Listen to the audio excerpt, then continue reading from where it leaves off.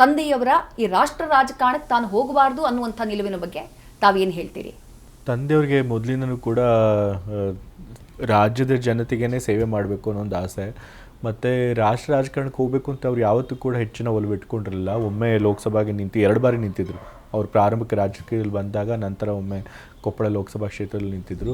ಆಗ ಅವ್ರಿಗೆ ಸೋಲುಂಟಾಗಿತ್ತು. ಅದಾದಮೇಲೆ ಅವ್ರು ರಾಷ್ಟ್ರ ರಾಜಕಾರಣಕ್ಕೆ ಹೋಗಬೇಕು ಅಂತ ಅಂದ್ಕೊಂಡೇ ಇರಲಿಲ್ಲ. ಮತ್ತು ನಿಮ್ಗೆ ಗೊತ್ತಿರೋ ಹಾಗೆ ರಾಷ್ಟ್ರ ರಾಜಕಾರಣಕ್ಕೆ ಹೋಗಬೇಕಾದ್ರೆ ಹಿಂದಿ ಕಲಿಯೋದು, ಮಾತನಾಡೋದು ಕೂಡ ಭಾಳ ಮುಖ್ಯ ಆಗುತ್ತೆ. ಮತ್ತು ಅವ್ರಿಗೆ ಹಿಂದಿ ಭಾಷೆ ಖಂಡಿತ ಸಂಪೂರ್ಣವಾಗಿ ಬರೋದೇ ಇಲ್ಲ. ಸೊ ಹಾಗಾಗಿ ಅವ್ರಿಗೆ ರಾಷ್ಟ್ರ ರಾಜಕಾರಣ ಸ್ವಲ್ಪನೂ ಇಷ್ಟ ಇಲ್ಲ ಅಂತ ಅವ್ರು ಮೊದಲಿಂದನೂ ಹೇಳ್ಕೊಂಡು ಬಂದಿದ್ದಾರೆ. ಓಕೆ, ಹೈಕಮಾಂಡ್ ನಾಯಕರ ಜೊತೆ ಮಾತನಾಡುವಂಥ ಟೈಮ್ನಲ್ಲಿ ಹೈಕಮಾಂಡ್ ನಾಯಕರು ಇನ್ನೂ ಒಂದು ಆಫರ್ನ ಕೊಟ್ಟಿದ್ರು ಅನ್ನೋದು ಮಾಹಿತಿ. ನಿಮ್ಮ ಮಗನನ್ನ ನಾವು DCM ಮಾಡ್ತೀವಿ ಅನ್ನುವಂಥ ಮಾತನ್ನ ಹೇಳಿದ್ರಂತೆ. ಗೊತ್ತಿಲ್ಲ, ಅದನ್ನ ತಾವು ಕನ್ಫರ್ಮ್ ಮಾಡಬೇಕು. ಬಟ್ ಸಿದ್ದರಾಮಯ್ಯ ಅವರು ಅದನ್ನ ತಳ್ಳಿ ಹಾಕಿದ್ರು, ಇಲ್ಲ ಬೇಡ ಅಂತ ಹೇಳಿ ಸಾರಾ ಸಗಟಾಗಿ ಹೇಳಿದ್ರು ಅನ್ನುವಂಥ ಮಾಹಿತಿ. ಸರ್, ಸ್ಪೆಸಿಫಿಕ್ ಆಗಿ ನನಗೇನೆ ಡೆಪ್ಯೂಟಿ CM ಪೋಸ್ಟ್ ಕೊಡ್ತೀನಿ ಅಂತ ಇನ್ನೂ ಪ್ರಸ್ತಾಪ ಇರಲಿಲ್ಲ. ಬಟ್ DCMಗಳನ್ನು ಎಷ್ಟು ಜನ ಮಾಡಬೇಕು, ಎಷ್ಟು DCMಗಳು ಪೋಸ್ಟ್ಗಳನ್ನು ಕ್ರಿಯೇಟ್ ಮಾಡಬೇಕು, ಯಾರನ್ನ ಮಾಡಬೇಕು ಅನ್ನೋದ್ರ ಬಗ್ಗೆ ಚರ್ಚೆ ಇತ್ತು. ಆದರೆ ತಂದೆಯವ್ರ ನಿಲುವು ಸ್ಪಷ್ಟವಾಗಿತ್ತು, DCM ಹುದ್ದೆಗಳು ಹೆಚ್ಚು ಇರಬಾರ್ದು, ಇಲ್ಲ ಅಂತಂದರೆ ಅದಕ್ಕೆ ಮಹತ್ವ ಕಳ್ಕೊಂಡ್ಬಿಡುತ್ತೆ.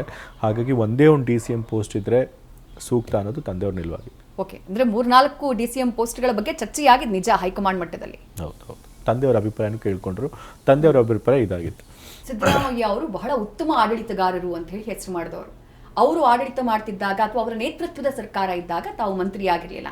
ಅದಕ್ಕೆ ನೀವು ಕಾರಣವನ್ನು ಕೊಟ್ಟಿದ್ರಿ, ಅಪ್ಪ ಎಲ್ಲಿ ತನಕ ಮುಖ್ಯಮಂತ್ರಿ ಆಗಿರ್ತಾರೋ ಅಲ್ಲಿ ತನಕ ನಾನು ಸಚಿವ ಆಗಲ್ಲ ಅಂತ ಹೇಳಿ. ಈಗ ತಂದೆ ಇಲ್ಲದ ಸರ್ಕಾರದಲ್ಲಿ ನೀವು ಮಂತ್ರಿ ಆಗಿದ್ದೀರಿ. ಈ ಎರಡನ್ನೂ ಯಾವ ರೀತಿ ನೋಡ್ತೀರಿ? ಯಾಕಂದ್ರೆ ತಂದೆಯ ಆಡಳಿತವನ್ನು ಕೂಡ ಬಹಳ ಹತ್ತಿರದಿಂದ ಗಮನಿಸಿದ್ದೀರಿ ತಾವು. ಅಲ್ಲ, ತಂದೆಯವರು ಯಾವಾಗಲೂ ಕೂಡ ದಕ್ಷ ಆಡಳಿತಗಾರರು ಅಂತ ಹೇಳಿ ಹೆಸರು ಪಡೆದಿದ್ದಾರೆ. ಈಗಲಿಂದಲ್ಲ, ಅವ್ರು ಮೊದಲನೇ ಬಾರಿ ಶಾಸಕರಾಗಿದ್ದಂದು ಕೂಡ ಅವರಿಗೆ ಆ ಹೆಸರಿತ್ತು, ಅವ್ರು ಒಳ್ಳೆಯ ಆಡಳಿತಗಾರರು ಅಂತ ಹೇಳಿ. ಸೊ ಅವ್ರ ರೀತಿಯೇ ನಾನು ಆಡಳಿತ ಮಾಡಬೇಕು ಅಂಥೇಳಿ ಜನರು ನಿರೀಕ್ಷೆ ಇಟ್ಕೊಂಡಿರ್ತಾರೆ. ಬಟ್ ಅವ್ರ ರೀತಿ ನಾನು ಕಾರ್ಬನ್ ಕಾಪಿ ಆಗೋಕ್ಕೆ ಸಾಧ್ಯ ಇಲ್ಲ. ನನಗೆ ನನ್ನದೇ ಆದಂಥ ಅಸ್ತಿತ್ವ ಇದೆ, ನನ್ನದೇ ಆದಂಥ ಐಡೆಂಟಿಟಿ ಇದೆ, ನನ್ನದೇ ರೀತಿಯಾದ ಬೇರೆ ವ್ಯಕ್ತಿತ್ವ ಇದೆ, ನನ್ನದೇ ರೀತಿ ಬೇರೆ ಕೆಪಬಿಲಿಟೀಸ್ ಇದೆ. ಸೊ ನಮ್ಮ ಕೆಪಬಿಲಿಟೀಸಿಗೆ ತಕ್ಕಾಗಿ ಮಾಡಬೇಕು. ಬಟ್ ಆದರೆ ಯಾವುದೇ ಅಧಿಕಾರ ಇರಲಿ, ನಾನು ಈಗಾಗಲೇ ಹೇಳಿದಾಗೆ ಜನರಿಗೆ ಒಳ್ಳೇದು ಮಾಡಬೇಕು ಅನ್ನೋ ಒಂದು ಬಲವಾದ ಭಾವನೆ ಇದ್ದರೆ, ಜನಪರವಾದಂಥ ಕಾಳಜಿ ಇದ್ದರೆ, ನೀವು ಸೈದ್ಧಾಂತಿಕವಾಗಿ ಬಲವಾಗಿದ್ದರೆ ಖಂಡಿತ ಯಾವುದೇ ಜವಾಬ್ದಾರಿ ಕೂಡ ಅದನ್ನು ಸಮರ್ಥವಾಗಿ ನಿಭಾಯಿಸೋದಕ್ಕೆ ಸಾಧ್ಯ ಆಗುತ್ತೆ. ನ್ಯೂಸ್ ಫಸ್ಟ್, ನಿರ್ಭೀತಿಯಿಂದ ನಿಮ್ಮ ಪರವಾಗಿ.